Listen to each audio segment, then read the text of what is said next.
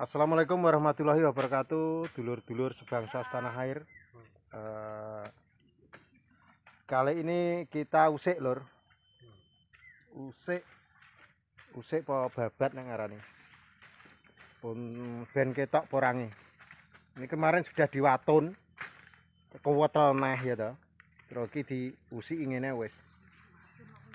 Sing penting ben iso ada sirkulasi udara atau ben iso ambekan gitu. Dulur, saat ini kita melakukan penyiangan agar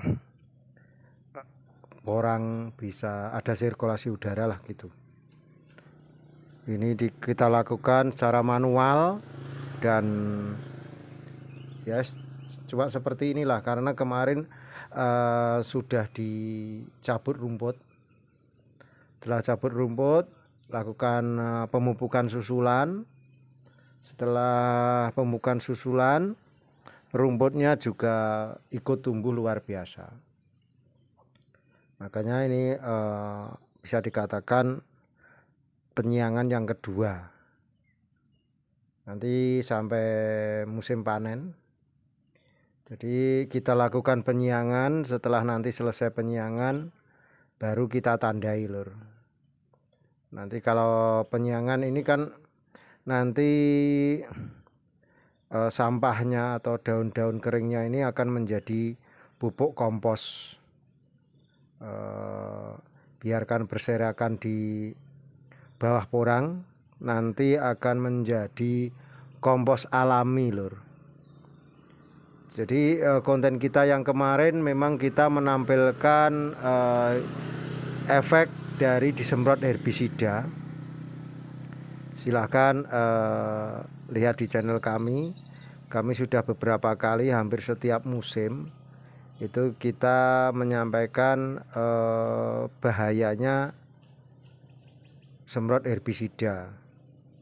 Dan kita kemas dengan judul yang berbeda karena nggak mungkin dengan judul yang sama, walaupun nanti judul sama itu biasanya part 1, part 2, part 3 gitu.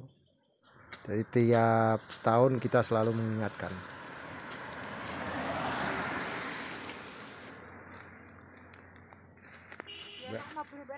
Ya, tak syuting Mbah Lurah wong jempol awit kok kono kok.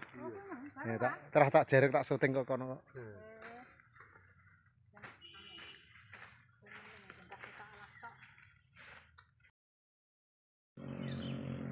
Jadi untuk penyiangan yang kedua kali ini bisa juga kadang sambil membawa pertanda, karena kebiasaan di tempat kami yaitu panen pilih.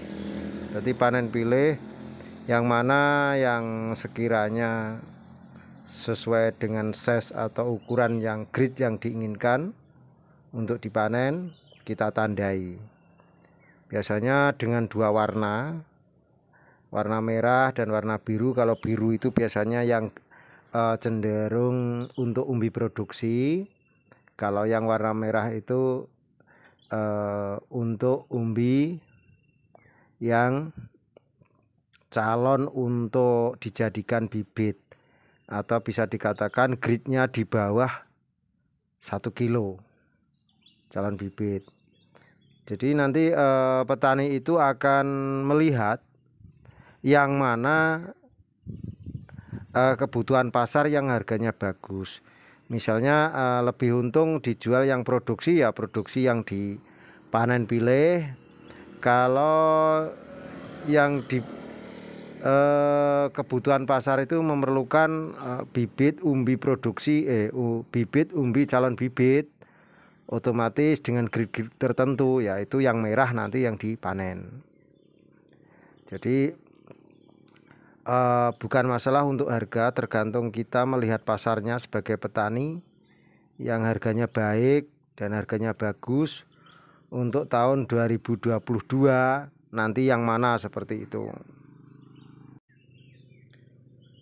Kita berdasarkan pengalaman setelah hiporia tanam porang di seluruh Nusantara, kebutuhan bibit itu sangat luar biasa. Bahkan untuk saat sekarang teman-teman sahabat-sahabat kita masih menyediakan bibit kuncupan lur.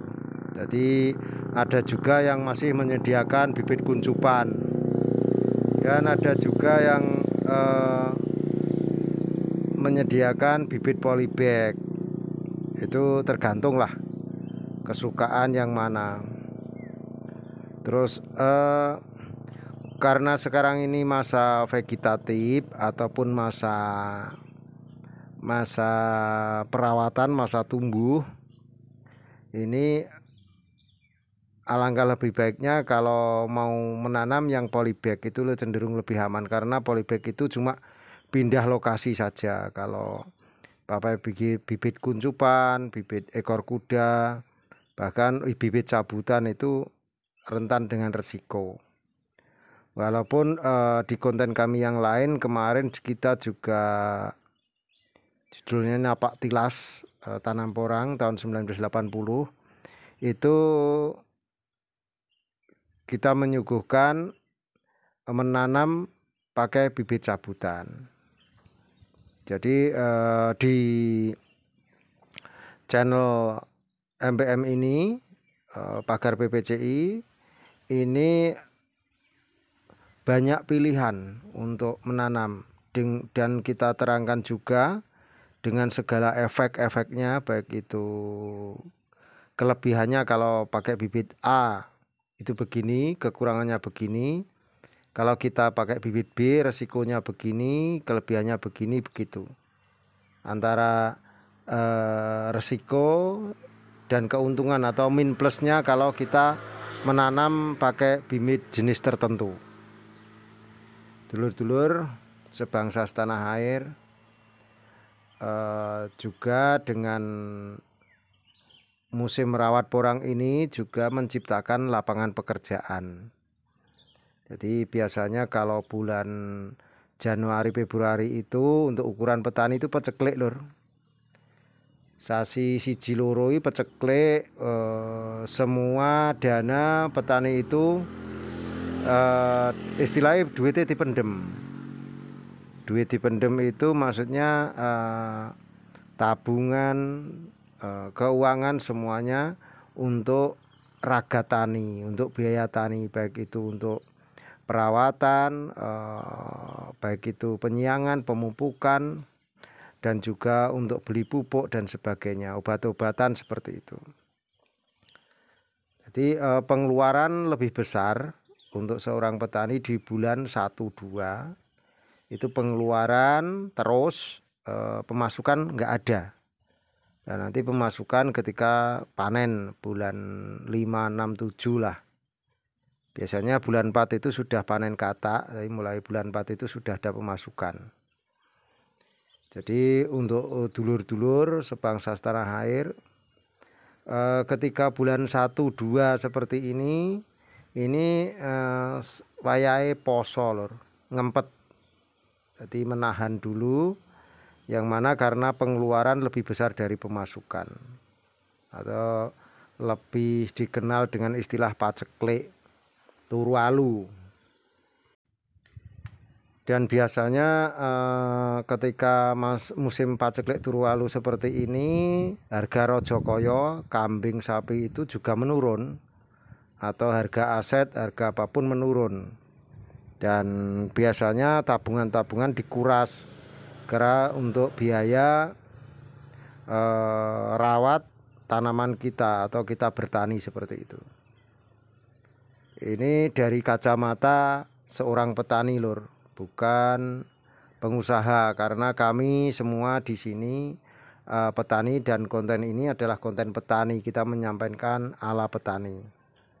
Jadi petani itu pengeluaran yang sangat besar itu mulai musim hujan, ketika sudah mulai tanam, mulai rawat, itu pengeluarannya sangat luar biasa. Dan semoga masih tetap semangat dan terus menatap, yakin, dan kita yakini bahwasanya hasilnya nanti akan membuahkan hasil yang berkah. Soro dhisik rapopo lur, sing penting nanti ketika panen berkah gitu. tetap di jalur tani dan masih tetap semangat lah. Dan ini rawe-rawe rantas gatel-gatel minggiro lur.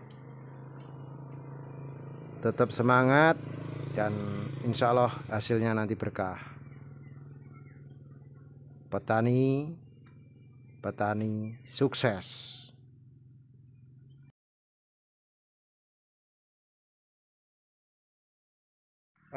Begitu dulur, ada kurang lebihnya mohon maaf. Tetap semangat, petani itu bebas, petani itu cerdas. Wassalamualaikum warahmatullahi wabarakatuh. Suwun.